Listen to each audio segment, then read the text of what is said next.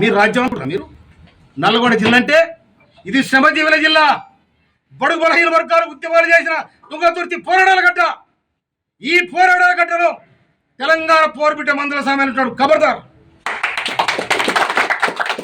మాకు కానీ బడుగు బలహీన వర్గాలు కానీ బక్క దిగ్గర కూరలు కానీ మీరు చిన్న చూస్తే దానికి సమాధానం చెప్తానని హెచ్చరిస్తాను. నేను కాంగ్రెస్ పార్టీ బతకాలి, రాహుల్ గాంధీ ప్రధానమంత్రి కావాలి. నీలాక ఇటు రాకపోతే అటు, అటు రాకపోతే ఇటు. బీజేపీకి ఎందుకు పోయినా రాజగోపాల్ సమాధానం చెప్పాలి. బీజేపీలో పోయి ఎందుకు పోటీ చేసిన రాజగోపాల్ చెప్పాలి. నువ్వు రాహుల్ గాంధీ ఇచ్చావు, సోనియా గాంధీ ఇచ్చావు, అన్ని మర్చిపోయి మళ్ళా కాంగ్రెస్లోకి వచ్చి పోటీ చేసినావు. కాంగ్రెస్లోకి వచ్చి పోటీ చేసి నికాల్సైన కాంగ్రెస్, మా కాంగ్రెస్ అంటే వీళ్ళంతా ఎవరు? ఈ సర్పంచులంతా ఎవరు? ఈ కార్యకర్తలు ఎవరు? ఈ లీడర్ అంతా ఎవరు? కనుక మళ్ళీ ఒకసారి తుంగతుర్తి కోసం కానీ, నకరకల కోసం కానీ, మా మాదిగ సీట్ల కోసం, మా దళిత సీట్ల కోసం మీరు మాట్లాడితే దానికి సమాధానం దొరుకుతుంది కూడా మనం చేస్తున్నాను. మేము వెనక నుంచి సావుల తప్పు కొట్టేది మేమే, సంబురాల తప్పులు కొట్టేది మేమే, సమర తప్పు కొట్టేది మేమే. కనుక మీరు ఇట్లే చేస్తే సమరం స్టార్ట్ అయితే కూడా హెచ్చరిస్తున్నాను. అందుకోసమనే మమ్మల్ని ఈనాటి హీనంగా వీళ్ళేందిరా ఘోషకాలనుకుంటే దానికి సమాధానం దొరుకుద్ది. మీకు సమాధానం చెప్తానని కూడా హెచ్చరిస్తున్నాను. నేను ఏమనుకుంటారు? మీరు అసెంబ్లీలో అడుగుపెట్టే దమ్ము మాకు కూడా ఉంది. మీరు ఒక్కడికి అసెంబ్లీలో ఎవరైనా లేరు.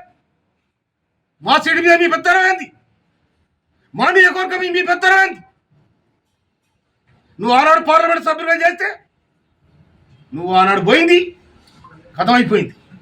ఈడ రిజర్వేషన్ అయింది. ఈడ భారత రాజ్యాంగం కల్పించింది. నీ దయదక్షిణ ఏమేనో ఎవరు దయదక్షిణ రాలే. భారత రాజ్యాంగంలో పొందుపరిచిన హక్కు ప్రకారం మాకు సీట్ వచ్చింది.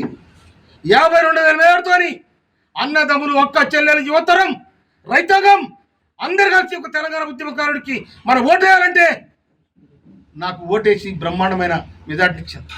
కానీ నా తుంగతుర్తి నియోజకవర్గాన్ని నువ్వు చిన్నగా చేసి మాట్లాడతావు. 68,000 మెజార్టీ ఇచ్చిన నగరకాలను నువ్వు చిన్నగా చేసి మాట్లాడతావు. అంటే మీ ఇంకో నియోజకవర్గాలు మాట్లాడదు. అందుకోసమనే రేవంత్ రెడ్డి గారి ప్రజాపాలనలో, రేవంత్ రెడ్డి గారు చేస్తున్న ప్రజాపాలన కోసం ఒక్కరాడు మాట్లాడరు. రేవంత్ రెడ్డి గారు చేస్తున్న సంక్షేమ పథకాల కోసం ఒక్కరాడు మాట్లాడరు. రేవంత్ రెడ్డి గారు మాట తీయరు. ఇంకొక మాట కూడా చెప్తున్నా నేను. గౌరవ ముఖ్యమంత్రి గారు మనవి చేస్తున్నా నేను. 2 మంత్రి పదవులు మిగిలి ఉన్నాయి. ఒకటి లంబడోళ్ళకి ఇవ్వాలి, ఒకటి యాదవులకి ఇవ్వాలి. ఒకటి గిరిజన మంత్రి సీతక్క ఉంది, ఆదివాసి బిడ్డ. ఇంకొకటి ఇవాళ ఎస్టీ నుంచి, లంబాడ జాతి నుంచి వాళ్ళు కూడా ఇవాళ ఎమ్మెల్యే గెలుచున్నారు. వాళ్ళ మీ ఇష్టం వచ్చినట్టు ఇచ్చేయండి. 106 గ్రామాలలో ఇవాళ లంబాడ జాతి బ్రహ్మాండంగా కాంగ్రెస్ పార్టీకి బ్రహ్మద పట్టిరు. అదేవిధంగా యాదవులు, ప్రతి ఊర్లో యాదవులు ఉన్నారు. అందుకే 2 మంత్రి పదవులు మిగిలి ఉన్నాయి.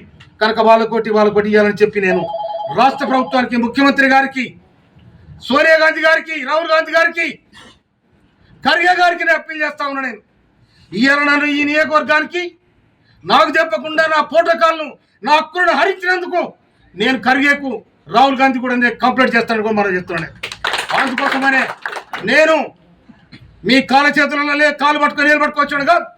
నేను కష్టజీవిని, తెలంగాణ పోరాట యోధుడు. నేను తిండి లేక తిప్పలేక తెలంగాణ సోనియా గాంధీ ఇచ్చింది కాబట్టే ఇలా హీరోలమైన, లేకపోతే అంత జీరోలే. అందుకోసమైన సోనియా గాంధీ ఎందుకోసం వచ్చింది? మా మీద పెత్తలు చేయాలని మీకు ఇయ్యలే. మీ అంతా మీరు బతుకుని మీ రాజ్యం మీరు చేసుకోండి. వాడు ఎస్సీలు ఉంటే వానికి ఎవరికి అవకాశం వాడు చేసుకోమని చెప్పారు. కానీ ఇవాళ మా మీద మీ పెత్తనం ఏంటి? మా మీద మీ జులుం ఏంటిది? మండల పార్టీ నేను 9 మంది మండల పార్టీ అధ్యక్షుల అభిప్రాయం తీసుకొని ప్రకటించిన నిన్ను ఆపేద్దాము. నీకు ఎక్కడిది? ఎవరిచ్చి నీకు అధికారం? ఎవరిచ్చి నీకు? మళ్ళీ ఏలు పెడితే బలిక్రమాన్ని కూడా హెచ్చరిస్తున్నాను. అందుకోసమని ఇక్కడ వచ్చిన అన్నదమ్ములకు, అక్క చెల్లెలకు నేను హృదయపూర్వక నమస్కారాలు తెలియజేస్తాను. నేను నేను భయపడి ఒక తుంగతుర్తి ప్రజానికానికి అన్నదమ్ములకు అక్క చెల్లెలు నేను ఎక్కడ భయపడను. నాకు ఓట్లేసి నాకు బ్రహ్మరథం బట్టి మా మందిర సమయంలో ఇవాళ నేను లంబడి తండలు పోతే అక్క చెల్లెలు నాకు ఆరదు బట్టి అన్నం పెట్టే సందర్భాలు, నేను బాడీలో పోతుంటే అరే సామేళన పోతున్నా అని చెప్పి నాకు చందాలు ఇచ్చిన అక్క చెల్లెలు వాళ్ళు ఇచ్చిన పైసలు దాచిపెట్టుకున్నాను. కనుక ఈ విధంగా ఆచరించిన ప్రజానికానికి నేను భయపడతా, వాళ్ళకు పాదాగుందని చెప్తాను. కానీ ఎవడ వచ్చి ఎల్లయ్య తోక ఒప్పితే నేను భయపడే ప్రసక్తి లేదు. తుంగతుర్తిలో ఉన్న కాంగ్రెస్ పార్టీ కార్యకర్తలందరికీ ఒకటే మాట చెప్తున్నా, నా అభిమానులకు, నా పిలుపు మేరకు సామెల్ని గెలిపించిన మీరందరికీ కూడా నేను క్షమాపణ చెప్తున్నా. ఒక తప్పుడు వ్యక్తిని తీసుకొచ్చి టికెట్ ఇప్పించినా అని చెప్పి నాకు అర్థమైంది. మీకు క్షమాపణ చెప్తున్నా. మందుల సామెల్ గారు ఏది ఆలోచించి మాట్లాడుతుర్రో, నాకు టికెట్ ఇప్పియమని చెప్పి మా ఇంటికి ఒక 100 సార్లు వచ్చిండు. మన తుంగతుర్తితో సంబంధం లేకపోతే మా ఇంటికి వచ్చి టికెట్ ఇప్పియమని ఎందుకు అడిగిండో నాకు అర్థం కాలే. అక్కడ చాలా మంది టికెట్ కోసం పోటీ పడ్డారు తుంగతుర్తిలో. కానీ మందుల సామెల్ గారికి నేను మాట ఇచ్చిన, నేను తప్పకుండా నేను అసెంబ్లీలోకి తీసుకెళ్తా, నువ్వు అసెంబ్లీలో అడుగు పెడుతున్నావు నీకు మాట ఇచ్చిన. నేను తిరుపతిలో ఉన్నప్పుడు ఫోన్ చేస్తే ఆయన ఫోన్ చేసి ఇదే మాట చెప్పిన, నీకు మాట ఇస్తున్నా దేవుని సమక్షంలో నువ్వు అసెంబ్లీలో అడుగు పెడతావని చెప్పిన.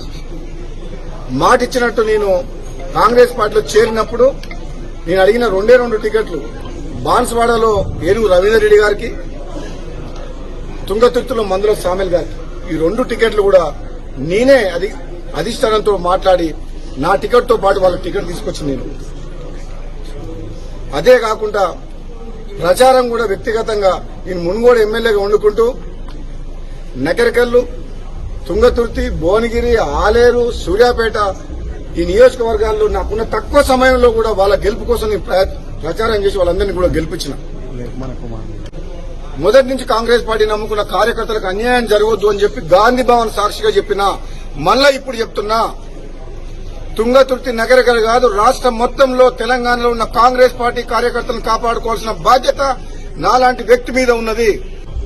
ఈ ఆయారాం గయారాంలకు భయపడేది లేదు. నిజమైన కాంగ్రెస్ పార్టీ కార్యకర్తలను కాపాడుకోవాల్సిన బాధ్యత పిసిసి ప్రెసిడెంట్ మహేష్ కుమార్ గౌడ్ మీద, AICC in charge general secretary Meenakshi Natarajan గారి మీద, రాష్ట్ర కాంగ్రెస్ నాయకుల మీద, మాలాంటి వ్యక్తుల మీద, అధిష్టానం మీద ఉన్నది.